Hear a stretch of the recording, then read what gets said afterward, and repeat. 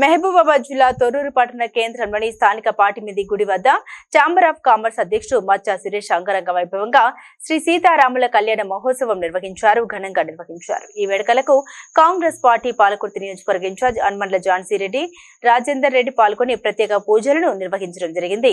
ఈ సందర్భంగా ఝాన్సీ రాజేందర్ రెడ్డి మాట్లాడారు.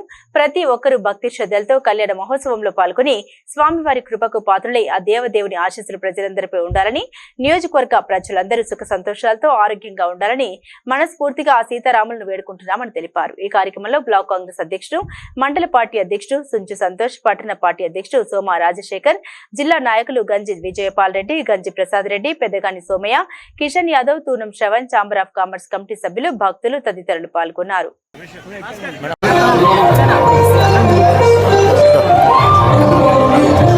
ఇక్కడ తొర్రూరు ఛాంబర్ ఆఫ్ కామర్స్ వాళ్ళు చాలా గ్రాండ్ స్కేల్లో ఈరోజు సీతారాములను జరుపుకోవడం జరిగింది. కళ్యాణానికి ఎంతోమంది తరలి రావడం జరిగింది. ఎంతోమంది భక్తులందరూ కూడా ఇక్కడ కొన్ని వేల మంది రావడం జరిగింది.